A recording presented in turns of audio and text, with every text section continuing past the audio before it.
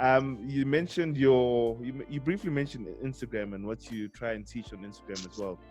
Uh, this is through the channel Hijabeefied. Is that, am I pronouncing it Yes. Hijabeefied? Because I Yes. said hijabi feed first. Hijabified. Hijabified. No, Oh, hijabified. almost like petrified from Harry Potter. Okay, Hijabified. So, talk to me about Hijabified. How did it start and why?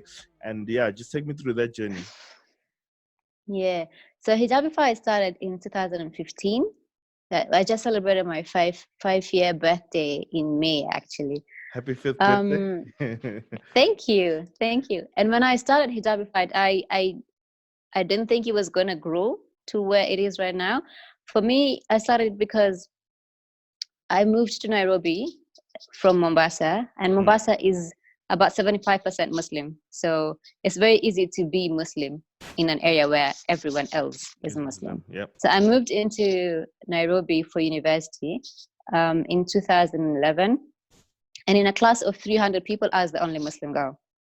So the peer pressure to want to be different, to want to fit in is ridiculously high. So like I'll be the only girl who wears hijab. I will be the only girl who doesn't drink alcohol. I'll be the only girl who is so different from everyone else.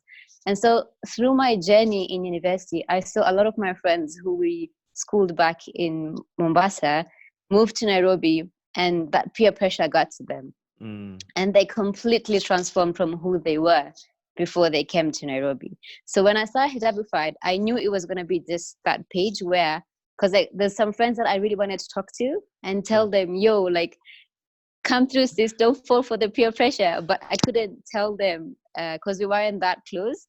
So I started this page to just try and show her and hopefully a few others who are going through the same space that you can still be very modest and live your best life. Like you don't have to transform who you were to live your best life. So the intention was always, okay, just showcase different Muslim sisters dressing up modestly, doing their thing. So I started posting my friends who are doctors, my friends who are architects. So I just started posting different girls to show that.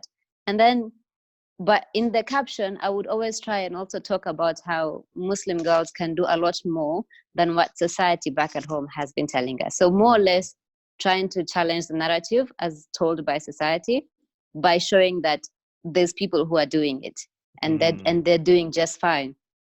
And so that's how it started up. But at some point I realized I was getting so many messages by people telling me, you know what, thank you for talking about this, because I kept feeling like I was alone. I was out here in the city, the peer pressure was getting to me.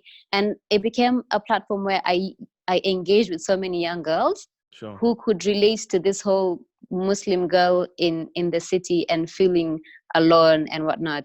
So eventually, slowly, I got to like 1,000 people, and I was like, okay, there's like a tribe here that I'm getting, you know. So it slowly became just that platform where I was trying to tell stories that would challenge the narrative and just make people think and question things. So I would talk about anything from financial management to this whole thing about getting married when you're a teenager, or people thinking if you're in the corporate life that then you can't be a good wife. So I would just talk about many different things that would affect a lady today. And it moved from just being a Muslim lady, but just any lady, because I realized the platform grew and it wasn't just Muslim ladies, it was just women. And a lot of these things, a lot of African women could relate to. Because even in just a Christian household, if they had little cash, the boy would be prioritized to go to school. It wouldn't be the girl. And it's just a cultural thing.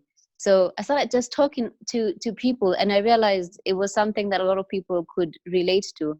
And now somehow there's about 42,000, I think, followers. It's grown to something a lot bigger than I ever thought it was going to be. And every time I still get that Instagram direct message by a young girl telling me, oh, thank you so much for talking about this. You really inspired me. You would think 5 years later, I'll be like, it's cool. But I still get so excited that there's someone who can connect to the content that I put out that just keeps challenging the narrative and make people think a little, so that we just don't take up the culture that has been passed on from generation to generation. So yeah, I feel like I've really gone on with that. no, it's no, it's lovely stuff. And congratulations on that. So I have, Thank it's you. since we on this topic, I'll bring in. There was a question I wanted to ask when you're speaking about your friends being doctors as well. You can still, as you said, like not lose yourself and still live your best life. So I will get to that. But I just wanted to talk about just the page itself as it's grown to plus 40,000, followers. Do you feel like you have a greater responsibility now in terms of what you post because of how it can actually affect a teenager? And where I'm actually going with this is, I don't know, in a way, as you grow bigger, and you might not experience it, but you might find your content is more curated and you're thinking about how is this going to affect the next person, which may make you go away from your authentic self in a way. Authentic self. Yeah. Yep. So just talk to me I about get that. that question.